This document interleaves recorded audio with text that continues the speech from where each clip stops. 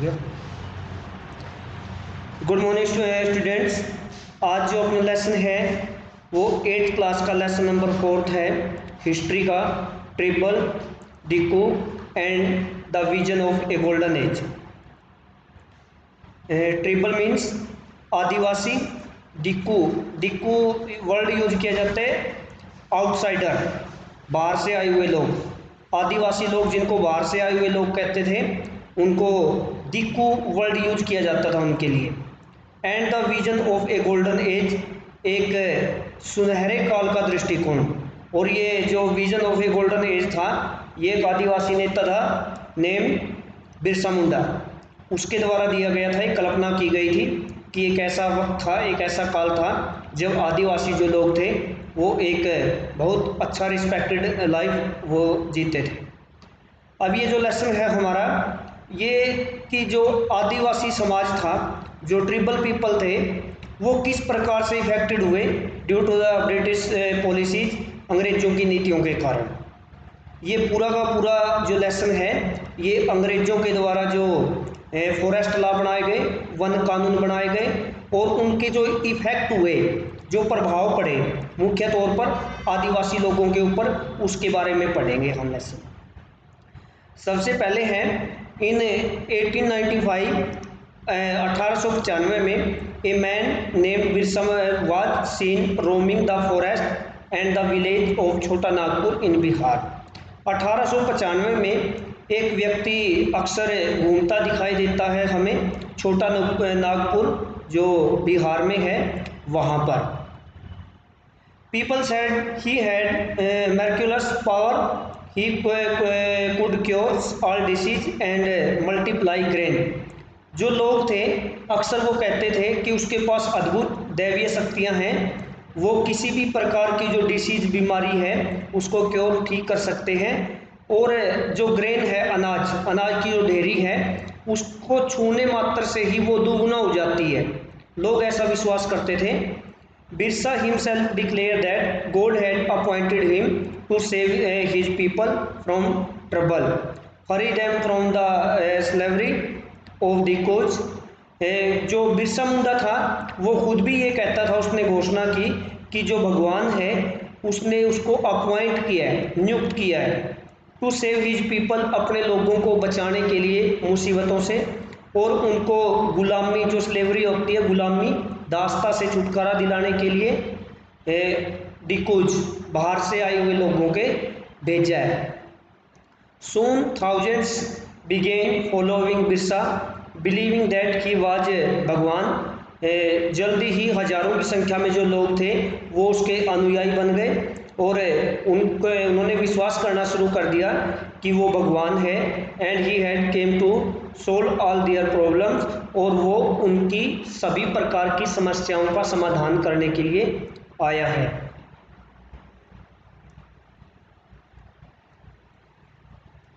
Birsa was born in a family of Munda. जो बिरसा था उसका जन्म एक मुंडा परिवार में हुआ था। ए ट्रिबल ग्रुप दैट लिव्ड इन छोटा नागपुर, एक आदिवासी समूह। ये अलग अलग आदिवासी समूह हैं, चाहे ओरान है, मुंडा है, हो है, संथाल है, ये सारे अलग अलग आदिवासी जो कबीले हैं उनके नाम हैं। तो जो बिरसा मुंडा का जन्म था वो एक आदिवासी परिवार में हुआ था, मुंडा परिवार में। ए ट्रिबल ग्रुप दैट लिव्ड इन छोटा नागपुर, एक आदिवासी समूह जो छोटा नागपुर के क्षेत्र में रहता था। जो ये छोटा नागपुर का क्षेत्र है ये वर्तमान में कई राज्यों में फैला हुआ है, जिसमें बिहार, जिस वर्तमान में हम झारखंड, क्योंकि बिहार से अभी स्टेट अलग हो चुका है झारखंड, कुछ भाग छत्तीसगढ़ का, उड़ीसा का, यहाँ तक कि मध्य प्रदेश तक इसका क्षेत्र जाता है। ये पूरा का पूरा छोटा नागपुर का पठार कहा जाता है। But his all included other tribals of the regions, Santhal and Oraons. परंतु जो उसके अनुयायी थे उन्होंने जो दूसरे अन्य आदिवासी समूह थे उस क्षेत्र के, चाहे वो संथाल थे या ओरान थे, उनको भी अपने साथ जोड़ा। All of them in different ways were unhappy with the changes they were experiencing and the problems they were facing under the British rule, their family ये जितने के जितने आदिवासी समूह थे, ये जो आसपास इनके चेंज परिवर्तन हो रहे थे और जो ये परिवर्तन या समस्याएं अनुभव कर रहे थे अपने जीवन में अंग्रेज़ों के शासन के कारण, ब्रिटिश रूल के कारण, इससे ये सारे लोग कहीं ना कहीं बहुत ज़्यादा दुखी थे। Their familiar ways of life seem to be disappearing. उनका जो एक बड़ा अनुकूल जीवन जीने का तरीका था, जंगलों में ये लोग जीते थे, जंगलों के प्रोडक्ट का प्रयोग करते थे, सादा पवित्र जीवन जीते थे, अपने ढंग से जो शिफ्टिंग का कल्टीवेशन करते थे, वो कहीं ना कहीं अब इन लोगों को दूर होती हुई दिखाई दी। Their livelihood were under threat. जो उनका जीवन यापन था, जो भी मैंने आपको बताया कि जंगलों से जो भी ये प्रोडक्ट लाते थे, पशु चराते थे, कृषि करते थे, अब वो कहीं ना कहीं उनके लिए खतरा उत्पन्न हो चुका था। And their reasons appear to be in dangers. और जो इनका क्षेत्र रिलीजन, जो इनका रिलीजन इनका जो धर्म था, आदिवासियों के विशेष धर्म होते हैं, वो भी इनको कहीं ना कहीं खतरे में दिखाई दिया।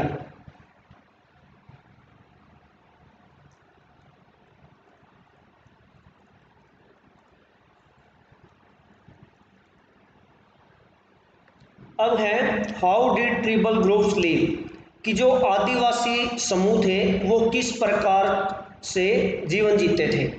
Bye the 19th century tribals people in different parts of India were involve in a variety of activities. 19वीं शताब्दी से ही जो आदिवासी अलग अलग समूह थे भारत के अलग अलग क्षेत्रों में, वो अलग अलग जो गतिविधियां थी उसमें शामिल होते थे। सम वर झूम कल्टीवेटर्स। अब ये जो आदिवासी लोग थे, इनमें से कुछ झूम खेती करने वाले थे। अब जो झूम कल्टीवेशन है, इसके बारे में हम आपको बताएंगे। जो हिंदी और इंग्लिश मीडियम के दोनों बच्चे हैं, वो दोनों इनको सेम लेके चलेंगे। जो इंग्लिश मीडियम के बच्चे हैं वो समझ सकते हैं, जो हिंदी वैसे करवाई जा रही है तो आपके लिए प्रॉब्लम नहीं होनी चाहिए। अब है jhum cultivation. Some of them practice jhum cultivation. इनमें से अधिकतर कुछ या जो कुछ आदिवासी लोग थे वो झूम खेती करते थे। दैट इज शिफ्टिंग कल्टीवेशन, जो एक स्थानांतरित खेती थी। शिफ्टिंग कल्टीवेशन मीन स्थानांतरित खेती, स्थान बदल बदल कर जो खेती की जाती है जंगलों में। This was done on small patch of land. ये एक भूमि के छोटे से टुकड़े पर की जाती थी। मोस्टली इन फॉरेस्ट, अधिकतर जंगलों में। मैंने आपको बताया कि जो झूम कल्टीवेशन है, इसको इंग्लिश में शिफ्टिंग कल्टीवेशन कहा जाता है। स्थानांतरित में स्थान बदल बदल कर जो खेती की जाती है, और अधिकतर ये फॉरेस्ट जो जंगल होते हैं वहाँ की जाती थी। The cultivators cut the tree tops to allow sunlight to reach the grounds and burnt the vegetations on the land to clear it for cultivation। जो किसान होते थे, कल्टीवेटर जो होते थे, आदिवासी जो किसान होते थे, वो जो जंगलों के पेड़ होते थे वो उनको ऊपर से काट देते थे, और इसके साथ साथ जो नीचे वेजिटेशन वनस्पति होती थी, घास होती थी, झाड़ियाँ होती थी, उनको जला देते थे ताकि भूमि को साफ किया जा सके कल्टीवेशन खेती के लिए। They spread the ash from the firing which contains potash to fertile the soil। और जो वनस्पति वेजिटेशन को जलाने से जो ऐश राख निकलती थी, उस राख को वो स्प्रेड कर देते थे, बिखेर देते थे, क्योंकि जो राख होती थी उसमें पोटास होती है। पोटास एक इम्पोर्टेंट होता है किसी भी पौधे की ग्रोथ के लिए, वृद्धि के लिए इम्पोर्टेंट तत्व होता है ये। तो जो राख होती है उसमें पोटास होती है। जो वेजिटेशन जलने से जो राख होती थी वो उसको आसपास के ग्राउंड में बिखेर देते थे ताकि भूमि की जो फर्टिलिटी है, उपजाऊ शक्ति है, उसको बढ़ाया जा सके। They use to axe to cut trees and the hoe to stretch the soil in order to prepare it for cultivation. ये जो आदिवासी लोग थे ये सामान्य तौर पर कुल्हाड़ी का प्रयोग करते थे पेड़ों को काटने के लिए, और हो जो होता है जो कुदाल होता है उसका प्रयोग किया करते थे उस राख को बिखेरने के लिए, और ताकि भूमि को खेती के लिए तैयार किया जा सके।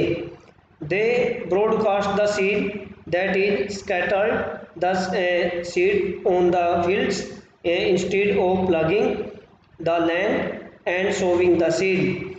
ये जो लोग थे ये बाद में जो बिजाई का इनका तरीका था, ये सामान्य तौर पर जो बीज होते थे उनको बिखेर देते थे, ग्राउंड जो भी वो तैयार करते थे, इसकी बजाय कि हल का प्रयोग किए।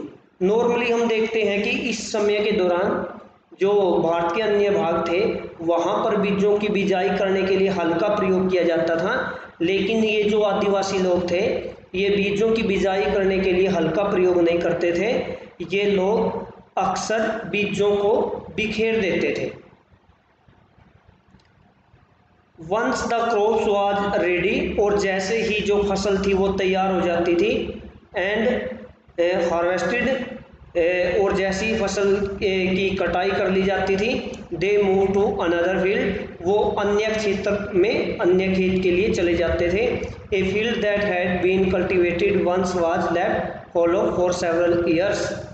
एक जो भी खेत तैयार किया जाता था जंगल में, एक बार उस पर खेती करने के बाद क्योंकि उसकी जो फर्टिलिटी होती थी, उपजाऊ शक्ति, वो कहीं ना कहीं समाप्त हो जाती थी, इसलिए वो उस क्षेत्र को कई सालों के लिए छोड़ दिए देते थे और अन्य क्षेत्रों के लिए निकल जाते थे, और बाद में जाकर वही जो प्रक्रिया थी दोबारा से रिपीट की जाती थी।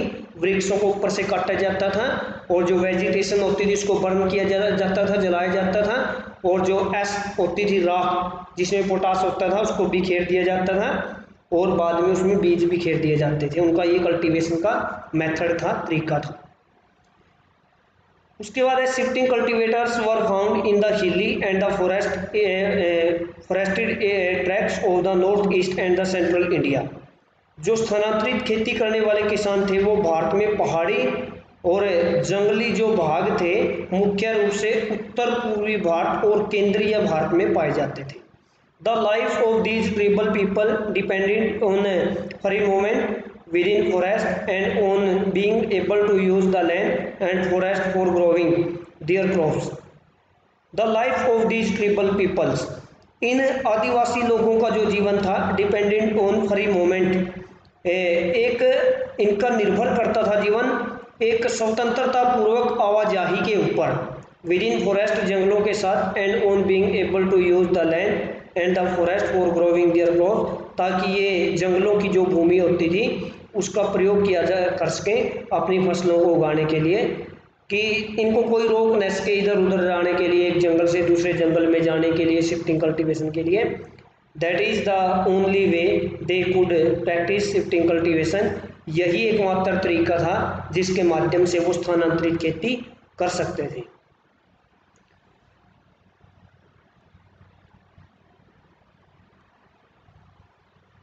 सम वर हंटर एंड गैदर। अब जो भी ये आदिवासी लोग थे, ट्राइबल पीपल थे, ये सारे के सारे कल्टीवेटर नहीं थे, किसान खेती करने वाले कृषक नहीं थे।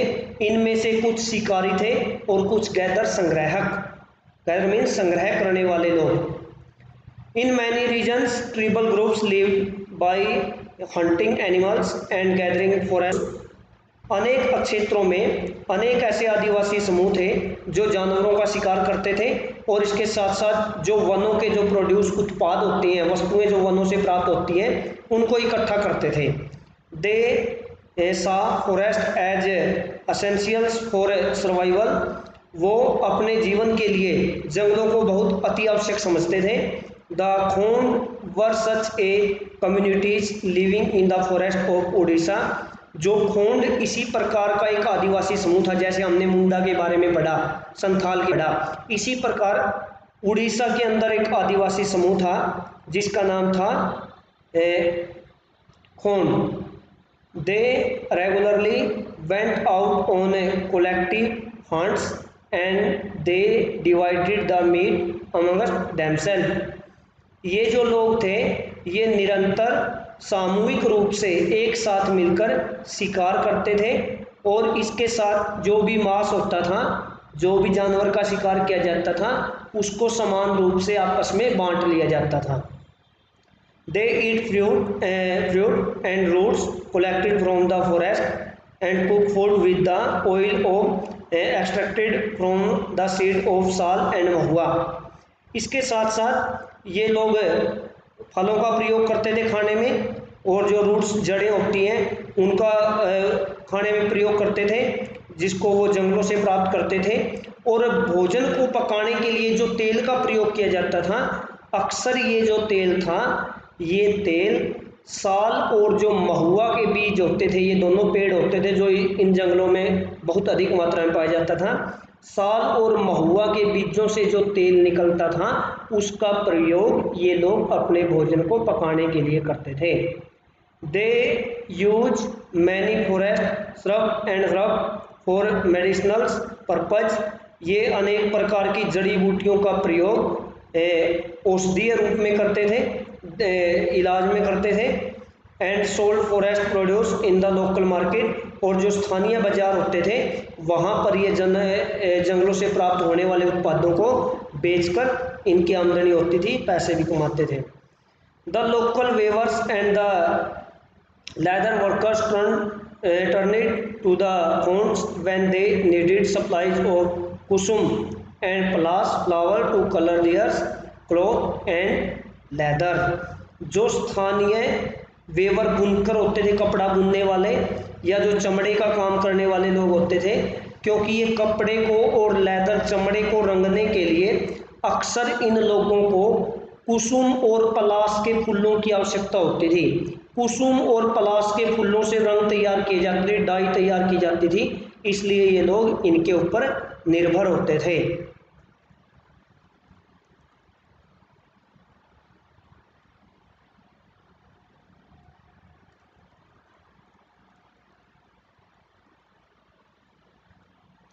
सम हर्डेड एनिमल, जबकि जो कुछ आदिवासी लोग थे वो पशुपालन करते थे। Many tribal groups lived by herding and rearing animals। अनेक ऐसे आदिवासी समूह थे जो पशुपालन के माध्यम से, या जो रेयरिंग होता है, पशु चराना जो होता है, के माध्यम से जीवन जीते थे। They were pastoralists who with their herds of cattle or sheep according to the seasons। ये पशुपालक थे। पेस्टोलिस्ट होता है पशु चारक या पशु चराने वाले, चरवाहे जिसको हम कहते हैं। चरवाहे अपने जानवरों के साथ घूमते रहते थे। ये लोग अपने जो पशुओं के हर्ड होते हैं, झुंड, जो कैटल जानवर होते थे, जैसे भेड़ थी, बकरियां थी, गायें थी, भैंस थी, इन जानवरों के साथ ये घूमते रहते थे एक स्थान से दूसरे स्थान पर। और जो इनका ये चक्कर होता था, पूरा का पूरा साइकिल जो होता था, वो सीजन के ऊपर डिपेंड करता था, मौसम के ऊपर, कि एक क्षेत्र में कहाँ बारिश हो रही है, कहाँ घास मिल सकती है, तो इसके रूप साथ ये चलते थे। When the grass in one place was exhausted, they moved to another area। जब एक क्षेत्र की घास समाप्त हो जाती थी, खत्म हो जाती थी पूरी तरह से, जानवर उसको चर लेते थे, वो दूसरे स्थान के लिए निकल जाते थे। The Van Gujjar of Punjab hills and the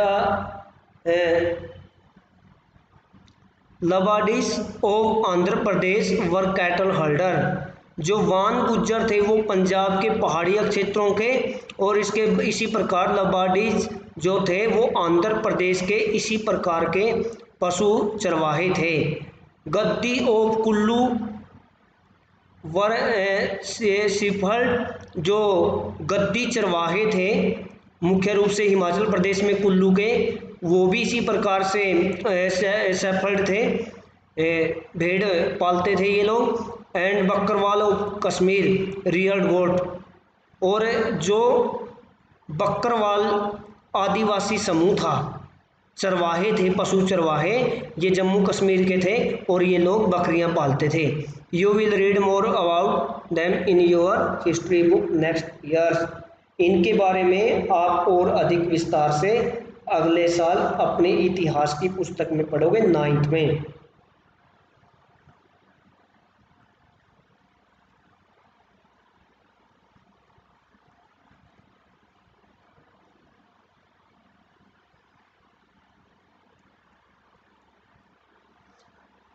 अब है सम टू सेटल्ड कल्टीवेशन। कुछ जो आदिवासी समूह थे उन्होंने सेटल्ड कल्टीवेशन होता है स्थायी कृषि, जैसे हम वर्तमान में हरियाणा पंजाब में देखते हैं जो किसान हैं वो सेटल्ड कल्टीवेशन करते हैं, उनके एक जगह खेत होते हैं, वो अपने स्थान नहीं बदलते, वो एक जगह रहते हैं, उनका गांव एक जगह होता है, इसको कहा जाता है सेटल्ड कल्टीवेशन स्थायी कृषि। तो इस समय कुछ आदिवासी जो समूह थे उन्होंने स्थायी कृषि को प्रारंभ करना शुरू कर दिया। इससे पहले हमने देखा कि वो लोग शिफ्टिंग कल्टीवेशन करते थे, स्थानांतरित खेती, स्थान बदल बदल कर। Even before the 19th century, many from within the tribal groups had began settling down।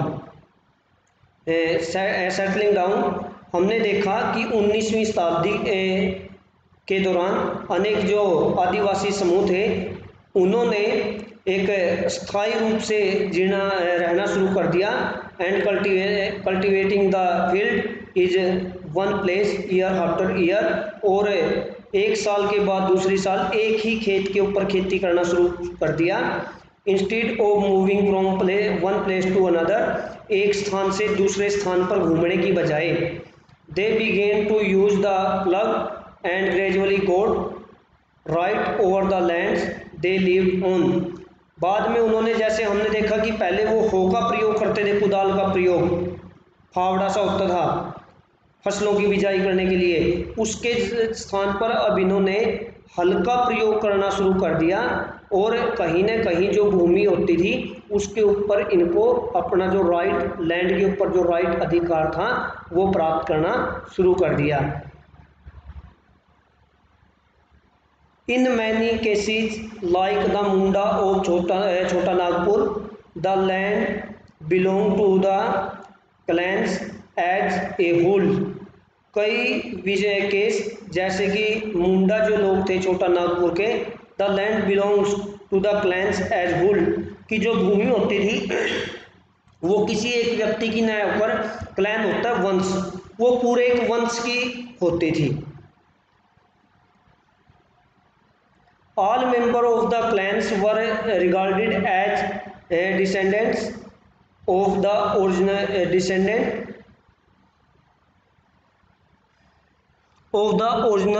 settlers। जितने सदस्य होते थे वंश के वो उसके उत्तराधिकारी समझे जाते थे, क्योंकि वो वास्तविक निवासी थे वहाँ के।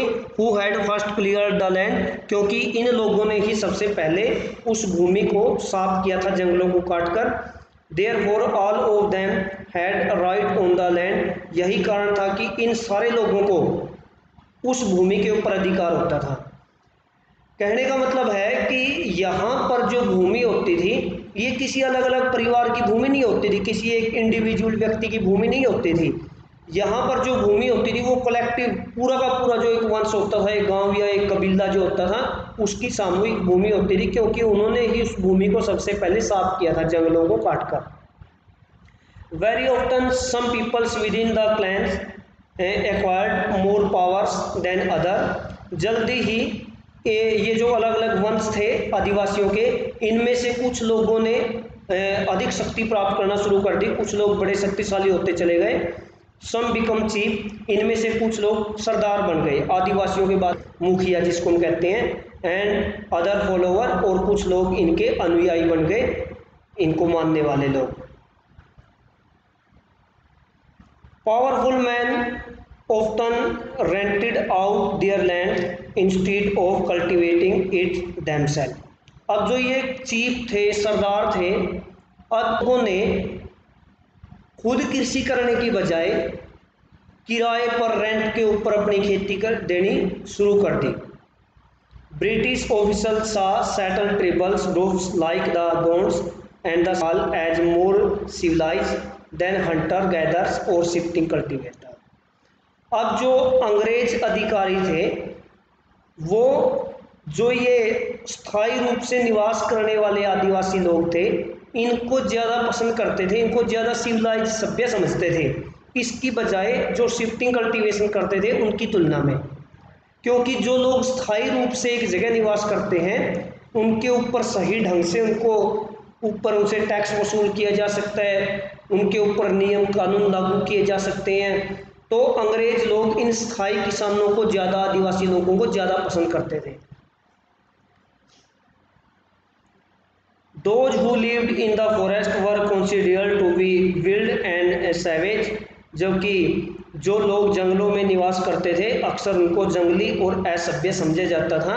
They needed to be settled and civilized, उनसे उम्मीद की जाती थी कि भाई इन लोगों को सभ्य बनाया जाए, इनको स्थायी जीवन जीने के लिए, स्थायी कृषि करने के लिए कहीं ना कहीं प्रेरित करना जरूरी है।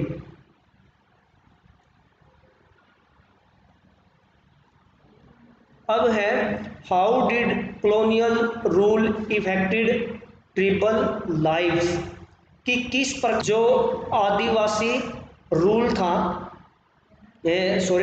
हाउ डिड कॉलोनियल रूल, कि जो उपनिवेशिक कानून थे इफेक्ट ट्राइबल लाइफ, उन्होंने किस प्रकार से आदिवासियों के जीवन को प्रभावित किया। बाद में हम देखते हैं कि वे धीरे धीरे जो अंग्रेज थे उन्होंने अपना राज्य स्थापित करना शुरू कर दिया भारत में। जैसे हमने देखा था प्लासी की लड़ाई से बाद, उसके बाद बक्सर के उन्होंने बंगाल, बिहार और उड़ीसा जो था उसको जीत लिया था। अब अंग्रेजों ने क्योंकि उन्होंने हर चीज़ को रेगुलेट करना शुरू कर दिया था, नियम बनाने शुरू कर दिए थे ताकि हर चीज़ का वो प्रयोग कर सकें, हर जगह से वो टैक्स वसूल कर सकें। तो इन आदिवासियों को कंट्रोल करने के लिए अब अंग्रेजी जो उपनिवेशिक शासन व्यवस्था थी, अंग्रेजों की जो शासन व्यवस्था थी उसको कॉलोनियल रूल कहा जाता है, उपनिवेशिक शासन, बाहर से स्थापित होने वाला शासन, क्योंकि ये कोई भारतीय लोग नहीं थे, ये बाहर से आए हुए लोग थे। तो इनके द्वारा जो कानून बनाए गए उन्होंने किस प्रकार से आदिवासियों के जीवन को प्रभावित किया, इसके बारे में हम अब पढ़ेंगे। The life of tribal groups change during the British rule, आदिवासी समूहों का जो जीवन था वो पूरी तरह से बदल गया अंग्रेजों के शासन के दौरान। Let us see what the change were, आओ देखें कि ये परिवर्तन क्या थे। सबसे पहले है what happened to the tribal chief, जो आदिवासियों के सरदार थे, हमने पीछे पढ़ा कि जो कई क्लैन थे, वंश थे आदिवासियों के, उनमें से कुछ जो लोग थे वो बहुत ज़्यादा मोर पावरफुल हो गए थे, शक्तिशाली हो गए थे, उनको बाद में चीफ कहा गया, सरदार कहा गया, मुखिया कहा गया। वो बिल्कुल एक राजा की तरह काम करते थे, शासन करते थे अपने आदिवासी समूह के ऊपर। इन लोगों के ऊपर क्या प्रभाव पड़ा ट्राइबल चीफ, आदिवासी सरदारों के, मुखियों के ऊपर। Before the arrival of the British, अंग्रेजों के आगमन से पूर्व, इन मैनी एरिया, अनेक क्षेत्रों में, the tribal chief were important people, जो आदिवासी मुखिया थे वो महत्वपूर्ण व्यक्ति होते थे। They enjoy a certain amount of economic power, इनके पास एक निश्चित आर्थिक शक्तियाँ होती थी। And had the right to administer and control their territories, इसके साथ साथ इनके पास अधिकार होता था प्रशासन का, एडमिनिस्ट्रेशन का भी इनके पास अधिकार होता था, ये शासन चलाते थे अपने आदिवासी समूह के ऊपर। और इसके साथ साथ ये जो लोग थे अपने जो टेरिटरी होता है, क्षेत्र, अपने क्षेत्र पर नियंत्रण रखते थे। In some place they had their own police and decided on the local rules of land and the forest management, कई जो आदिवासी सरदार थे अनेक स्थानों पर, उनकी अपनी खुद की पुलिस व्यवस्था होती थी। और इसके साथ साथ जो स्थानीय कानून बनाए जाते थे भूमि के और वन प्रबंधन के लिए, फॉरेस्ट मैनेजमेंट होता है वन प्रबंधन, ये खुद अपने कानून बनाते थे, नियम बनाते थे। अंडर ब्रिटिश रूल, अंग्रेजों के शासन के अंतर्गत, the functions and the power of the tribal chief change, जो आदिवासी मुखियाओं के कार्य प्रणाली थी, फंक्शन थे और शक्तियाँ थी, उसमें परिवर्तन आया। They were allowed to keep their land titles over a clusters of village and rent out lands, but they lost much of their administrative power and were forced to follow law made by the British officer in India. हालांकि ये जो आदिवासी मुखिया थे, जो title होती थी, इनकी जो उपाधि होती थी, अलग अलग आदिवासी मुखिया को अलग अलग उपाधि प्राप्त होती थी, नाम प्राप्त होता था, उसको अलग अलग नामों से जाना जाता था। हालांकि वो उसको रख सकते थे, और जो क्लस्टर ऑफ विलेज, जो गांव का एक समूह होता था, और जो अपनी भूमि होती थी वो रेंट के ऊपर भी दे सकते थे, किराए के ऊपर। लेकिन इसके बाद भी अनेक जो प्रशासनिक शक्तियां थी वो इनकी समाप्त हो गई। अब अंग्रेज अधिकारियों के द्वारा बनाए गए कानूनों को इन आदिवासी चीफ मुखियाओं को द्वारा पालन करना जरूरी था। दे आल्सो हैड टू पे ट्रिब्यूट टू द ब्रिटिश। इसके साथ साथ इनको अंग्रेजों को भेंट भी देनी पड़ती थी। And discipline the tribal groups on the behalf of the British. और जो भी इनके अंतर्गत आदिवासी समूह होता था उसको अनुशासन में रखना पड़ता था अंग्रेजों के प्रति। अब क्योंकि अंग्रेज जो होते थे वो इनको ड्यूटी लगाते थे कि आपको अपने आदिवासी लोगों को कंट्रोल में रखना है, डिसिप्लिन में रखना है, क्योंकि उस समय जो आदिवासी लोग थे, ट्रिबल जो पीपल थे, ये अक्सर उस समय टाउन जो शहर होते थे उनके ऊपर हमले कर देते थे, या जो ट्रेडर होते थे, व्यापारी होते थे, उनको लूट लिया करते थे, कई बार ये हत्याएं करते थे। तो इसलिए अब जो ट्रिब थे उनको अपने जो भी इनका प्लान होता था, वंश होता था, उसको डिसिप्लिन में रखना अनिवार्य था। दे lost the authority they had earlier enjoyed amongst their people। अब उनके पास वो शक्ति नहीं रही जो वो पहले होती थी अपने लोगों में। And were enable to fulfil the traditional function.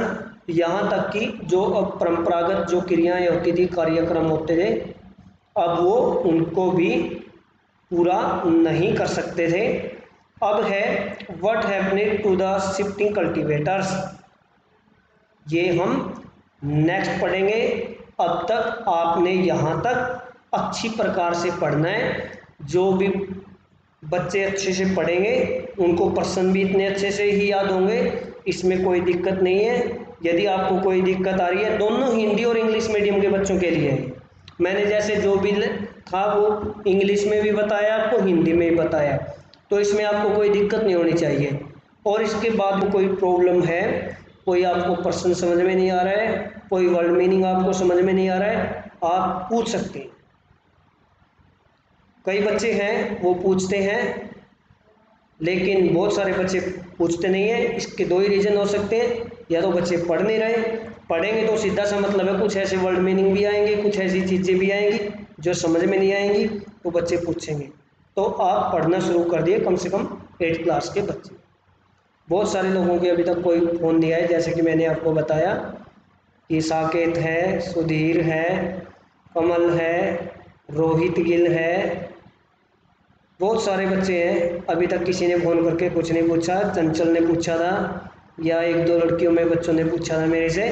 तो आप, यदि आपको कोई दिक्कत है तो आप अच्छे से वो पूछ सकते हैं, इसमें कोई ज़्यादा दिक्कत नहीं है। Thank you.